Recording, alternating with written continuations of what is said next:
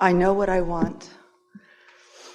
I know that every day there's somebody up there pointing it right at me. And sometimes I feel like it's right there. I'm going to be able to touch it tomorrow. But it doesn't come. And I say, that's okay. It'll come when it's ready to come. But let us give you something really, really, really, really good to know. What you really want can come now or within a few minutes. Because the reason that you want everything in a manifested form that you think you want is because you believe you will feel better in the having of that. So if you can just, for a little while, accept that since it's joy is the reason that you want it, you want it because you think it will feel better to have it. If you can believe us when we say, you can find a way to feel better now, which means you're going to get what you want now. It's just that you want the means to it to be exactly as you've defined it. In other words, I want to be happy because of that path unfolding just that way. And we want you to stop nitpicking over how the happiness comes and just accept that you can find the happiness right now or within an hour or certainly within a day. And if you can be satisfied with the happiness that is here, which is the reason that you want everything, then all of the means to that end will show up for you. It's the means to the end thing. That's what's tripping you all up, you see. You want manifestations which you know are not going to happen instantaneously. It's like, let's say you're deeply in debt and what you really want is a big pile of money. Well, there's a big difference between where you are in terms of the manifestation in your bank and where you want to be. If you could realize that you have the ability to find ease, you can find clarity right now while the money may be a little while in coming. You could find a feeling of peacefulness right now while the money may be a little while in coming. And what happens sometimes is that you've allowed yourself, and it's all right, to be out of balance long enough that there's enough momentum going that keeps what you want from coming, keeps it from actually manifesting.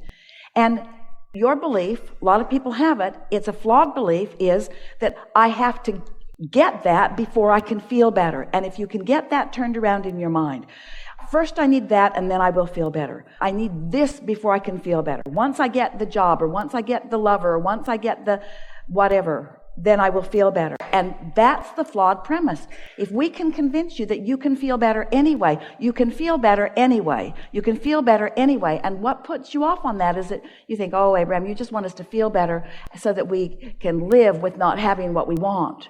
And we say, no, we want you to feel better because we know that that is the vibrational path to everything that you want. But what you really want is to feel better, but all of the details will fill in around it once you get there first.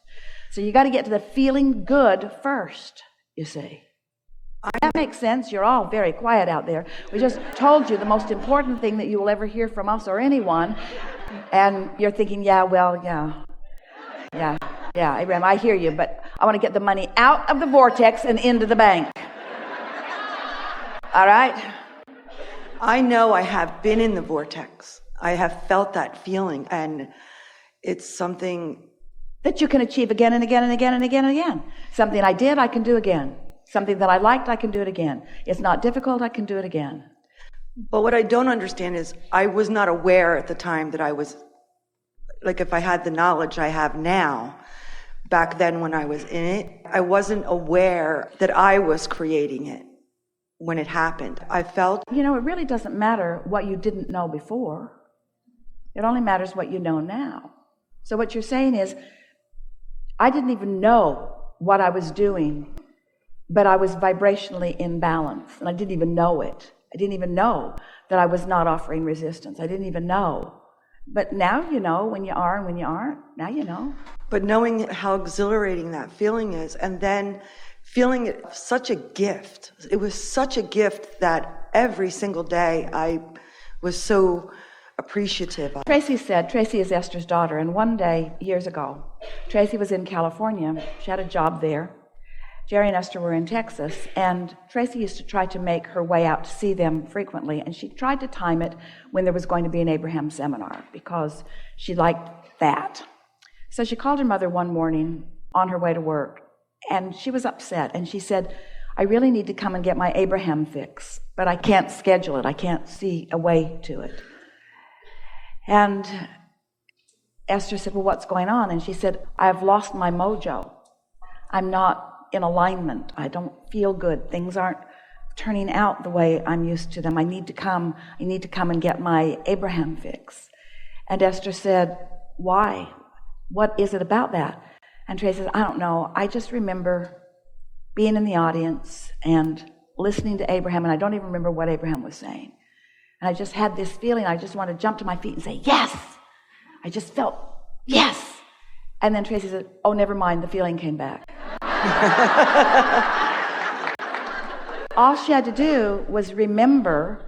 She wasn't that far away from it. All she had to do is remember what it felt like. You see, we think that we have you thinking more than is good for you. You want to think. You like the drama of things, too. Do you remember feelings of satisfaction? Oh, yeah. Esther, when she is looking for a feeling of satisfaction, she remembers being really little. She's not sure how old she was, out between the lilac trees with every blanket that she could bring from the house out there. Her mother was always looking for things, and they were usually between the lilac bushes out there.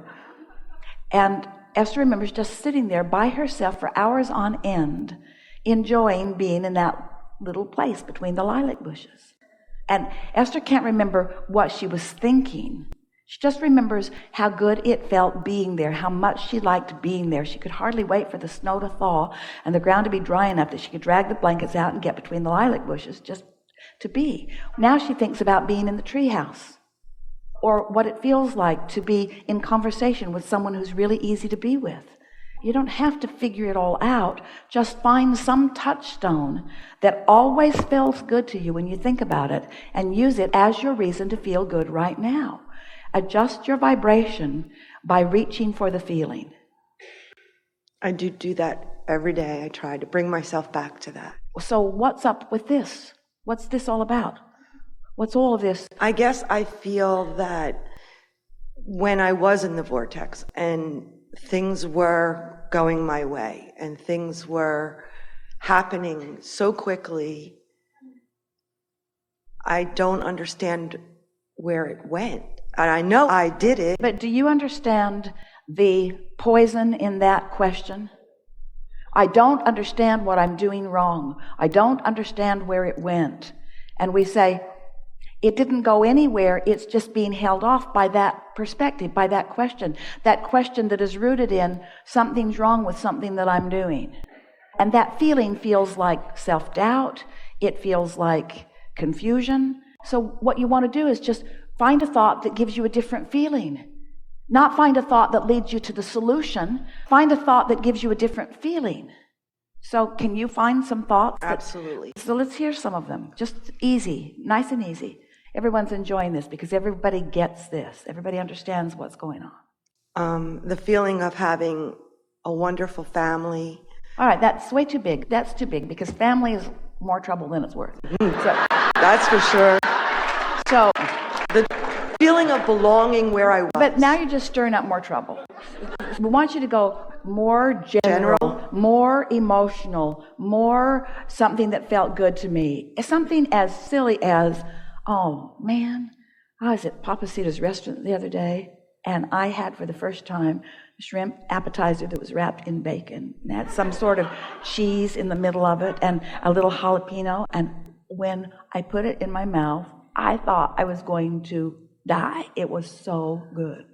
It was so good. And we only ordered two orders of them, and there were enough of us that we were sort of fighting over them. And our eyes were like rolling back in our head as we were eating these because it tasted so good. And it was so fun. It was so fun to fight over these little shrimp. It was really fun to fight over them. And one friend thought that they were all for her. And so she just sort of pulled it over there and started scarfing them. And the rest of us were sort of thinking, hey, we're sharing these. And we had so much fun. And she went to the bathroom. We all put shrimp tails in our mouth. We know that it sounds silly because here you are. You've come to learn to be the deliberate creator of your own reality. We know it should be really hard. It should be hard. There should be long, long, long lists of things to do in order to do it. I should be able to get my mind, my weak and limpy mind that's always focused in the wrong place. I should be able to wrestle it with the ground and make it focus upon things that are meaningful to me. And we say, no, that isn't it. That isn't it. All you got to do is find something that's soft and feels good to you. For a while, Esther just focused on her pillow. My bed. Just find something. But in doing so, before you're going to be willing to do that, we have to convince you that that's the work to be done. Because you're so used to jumping through the hoops and trying so hard and being measured against others and getting it all right. And you've heard all of the stuff about right and wrong and the pros and cons of things. And your very worthiness and beingness is in question in your mind so much of the time. And we say, where do you get this stuff? You are the leading edge, and source energy is adoring you and flowing to you and offering you everything that you could possibly want or need in every moment. And all you got to do is just soften yourself enough to be the receiver of it, you see. Which means you just have to find a soft thought. You just have to stop beating up on yourself for a minute. Just stop feeling critical of what you're not getting done and using what you used to get done successfully. Stop using it as a club to beat yourself over the head about what you're not getting done. It's like saying, oh, I was so thin. I used to be so thin. I used to be so thin and not now.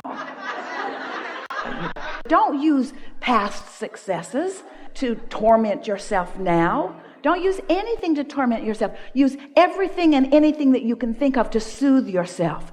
Tell the story the way it feels best to you. I'm a good person. I was born as a good person, and I remained a good person. And I'm loved. I'm worthy. And Source adores me. And Source is flowing to me. And I'm figuring this out. And I don't have to figure it out all at once. And things are all right. And it's getting better all the time. And it's just a matter of the way I feel. I like figuring this out. And I am figuring it out. There's just no big deal going on here. Nothing serious going on. Nothing serious going on. We can tell you, and we don't want to get too much in your head, but you will never put yourself in a position where Source withholds from you. You just put yourself in a position where you don't let it in. And we know that you know that that's what you're doing. Right. And you're almost frantically saying, I know I'm doing this, and right. How can I stop doing this? And we say, just by feeling around until it feels good and then noting. I felt relief in that thought. That thought felt better. Because it's always better to love yourself than to be mad at yourself. But you can't go cold turkey on loving yourself. If you've got momentum going where you're self-critical or critical of others, critical about anything, you're not going to all of a sudden just drop that. There's momentum going. But you can remember the shrimp that tasted good, and that's a respite. That's relief. You can remember something funny that happened. If you would just get together with friends and talk about the funniest things that you remember happening, your energy would shift. If you would just get hold of some television series, Esther watches Big Bang Theory. Every minute she can find. She's got them all recorded. A really nice evening is just to look and see, oh, I've seen that one, erase. Oh, I've seen that one, erase. Oh, I haven't seen that one. In other words, makes her laugh. Brilliantly written, makes her laugh. Nothing serious going on, makes her laugh. Feels good to laugh. Change the world. Watch Big Bang Theory. Okay. Easier than you've been making it out to be, isn't it? Yes. Is finding a way to feel good when you don't feel good complicated? Sort of, kind of, a little, isn't it? Because you are where you are. So take a nap. Take a nap if you can. Meditate if you can. Change the scenery if you can. Get outside. That usually helps right away. If you can find something like a furry critter to focus on, that almost always helps. Because they know nothing serious is going on. They just look at you like, what's your problem, lady? I got nuts, I got a tree. What's your problem? Actually, that is what my focus is right now, to get a furry animal, but my apartments don't allow it. So my goal is to find a place that does. Outside, there's a lot of them out there. And you don't want to put one in bondage anyway right now. Just go roam with the wild ones. I did that. Yeah. When you think deliberately, and then you see the response to that point of attraction, that makes you feel more worthy. And after you do that for a little while, you begin to expect that things will always work out. Things are always working out.